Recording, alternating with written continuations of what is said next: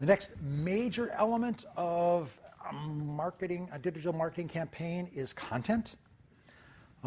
People go on the web for two reasons.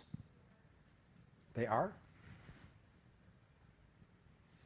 And I just sat through a class and I realized how awkward it is from a student standpoint when a professor says something like that and you know that there's an answer and you have no clue where he's coming from. We have a brave person in the back of the room. Yes?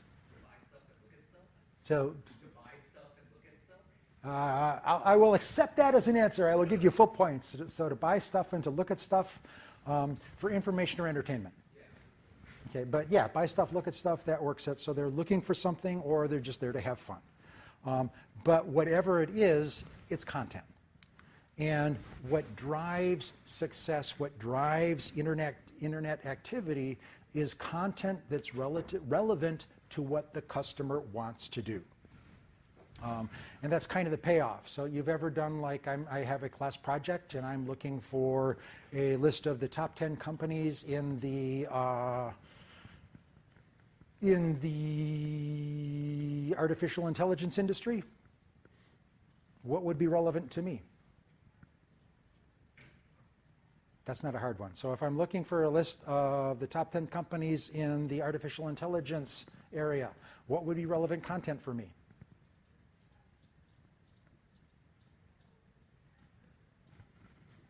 If I'm looking for a list of leading companies in AI, what would be relevant? An ad for red tennis shoes? No. A list of the leading companies in artificial intelligence? Yes. So the idea is you need to know who your customers are and what they're looking for on the web. Are they looking for entertainment? Are they looking for information? What kind of information do they have? What paths do they take to get that information? Do they use search?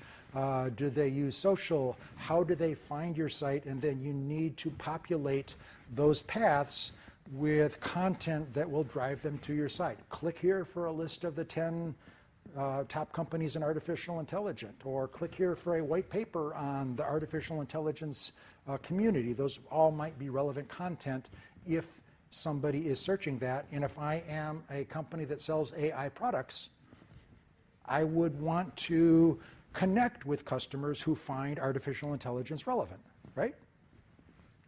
So again,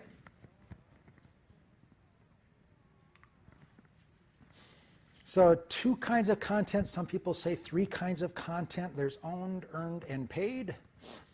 Owned content is content that you create.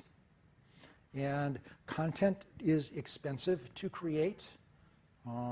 The goal is you need to understand who your customers are and create content that's relevant to them in a form that they would choose to consume. So if I'm a B2B, like Salesforce CRM or Marketo automated marketing company, content might be in the form of articles or white papers. Do you know what a white paper is?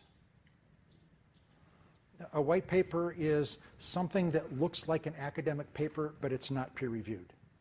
So it's generally a relatively long, informative discussion on a topic, hopefully supported by fact. But they don't call it science because it's not subject to peer review. So a company who is in the artificial intelligence area might write a 10-page paper on the pros and cons of using artificial intelligence in the retail sector. And if I was in the retail sector looking for artificial intelligence, that would be relevant to me. On the other hand, if I'm just looking for fun, maybe cat videos would be the appropriate way of driving people to my site. Because cute cat videos always win. So different ways of communicating. These are all tools that you can use to create content. And again, one of the ways that people improve organic search results is by having relevant content on their websites. And many times the calls to action that you have in your outreach activities will point you to content. So it's important to keep the content fresh because people get bored really easy. And what's very common a way of leveraging the investment in content development is what they call repurposing. So for example, I might write a white paper on artificial intelligence. And then, so that would be something that I would put on a website, post some links to that website, and then I might do an infographic based on that paper, and I would post that in various sources. And then I might write a couple of blog posts highlighting some of the things that we talked about in that paper with points back to that paper. And then I might do a web conference about that paper and maybe take some video from that web conference and post it on YouTube. But the idea is once I've created an asset, I want to use that asset in as many ways as I can to, again, leverage my investment. The other kind of content is earned content, and this is the really good stuff. This is content that's provided by users. The reason that earned content is really the good stuff is people are much more likely to believe content that's posted by peers than content that they know is posted by the marketer. So some kinds of content, you might post a video to YouTube, ratings, reviews. Some companies will do online contests where we ask you to create commercials or come up with product ideas. But again, to engage customers, there's two benefits to this. One is you have engaged customers because the people who are donating their time to create content for you obviously are engaged with your product. They are already, at some extent loyal.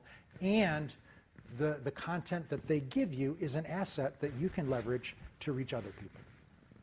This is where the review sites are all about, is I get the reviews, and once I got good reviews, I can use those good reviews to reach out to other people and get more good reviews, which is why we have shilling.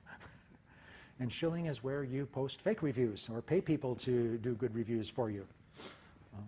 I was just doing that last night, and we learned that a rule of thumb, if there's less than 300 reviews, we don't trust it. Because if it's less than 300 reviews, odds are there's a very high proportion of reviews that were paid by the company, especially if they're all fives.